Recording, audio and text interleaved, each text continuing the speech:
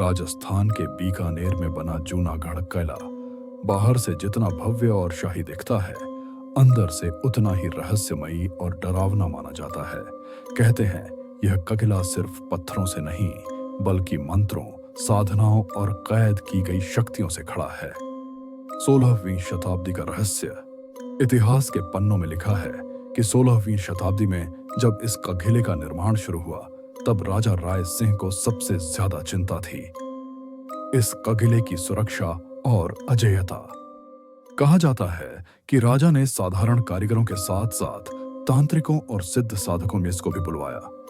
रातों रात किले की नींव में तो गुप्त मंत्र पढ़े गए, विशेष साधनाएं की गईं और कुछ पुम जिन्नों को मंत्रों से बांधकर किले की रक्षा में कैद कर दिया गया। उन्हीं दिनों किले के नीचे बनी गहरी भूमिगत सुरंगें, जहां आज भी आम लोगों का जाना सख्त मना है। टरहसरे समय बदला, सदियां बीत गईं, राजा चले गए, तांत्रिकों के नाम मिट गए और जूनागढ़ किला बन गया एक मशहूर टूरिस्ट प्लेस। दिन में हंसते मुस्कुराते पर्यटक, कैमरों की क्लिक, गाइड की आवाजें, लेकिन जैसे ही सूरज ढलता है, पूरा किला पश्ची, वीरान, तरित, खामोश और अजीब सी बेचैनी से भर जाता है। ये बात है कुछ साल पहले की। एक कॉलेज से दोस्तों का ग्रुप राजस्थान घूमने निकला था। सब बहुत खुश थे, हंसी मजाक, तस्वीरें और जिंदगी का पूरा मजा। शाम होते होते हरा भरा जंगल पार करते हुए वे लोग बीकानेर पहुंचे। रात हो चुकी थी, इसीलिए सबने तय किया सुबह होते ही जूनागढ़ किला घूमेंगे। वो सुबह की पहली किरण के साथ सब जल्दी जल्दी तैयार हुए और किले की ओर निकल पड़े। जैसे ही वे किले के अंदर पहुंचे, सब दंग रह गए। दीवारों की नक्काशी, मेहराबें, खंभे, हर कोई सोच रहा था इतनी पुरानी तकनीक में सिया ये सब कैसे बनाया गया होगा। कंडरोक्ष, चेतावनी। वे लोग धीरे धीरे आगे बढ़ ही रहे थे कि अचानक एक बूढ़ी आवाज गूंजी। एक दुबला पतला सफेद दाढ़ी वाला आदमी उनके सामने आ खड़ा हुआ। उसका नाम था भीम सिंह। राजस्थानी लहजे में बोला, उठी कोनी जाओ, उठी, जिन्न है, जिन्न।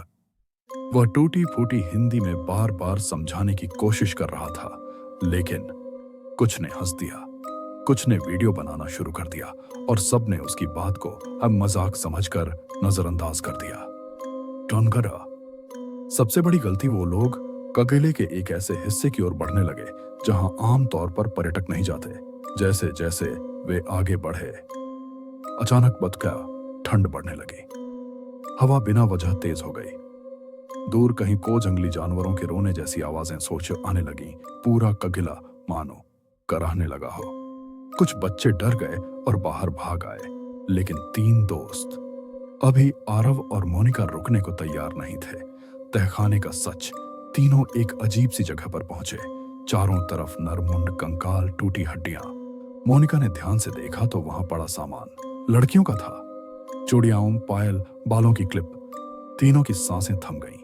वो हंसी, तभी एक भयानक हंसी पूरे तहखाने में गूंज उठी। हवा में कुहासा छा गया और उसी धुंध के बीच वो दिखाई दिया। एक भयंकर छिन्न, लंबा काला शरीर, जलती हुई आंखें और खून से सनी मुस्कान। अंगा का सरारा बलि पल भर में उसने तीनों को जकड़ लिया। अभी और आरव चीख भी नहीं पाए। अगले ही पल उनकी बलि चढ़ा दी गई, लेकिन मोनिका को उसने छोड़ा, जैसे वो उसके लिए कुछ और चाहता हो। अब सवाल ये है, मोनिका के साथ क्या होगा? क्या वो जिंदा बच पाएगी? ये जिन्न किसके लिए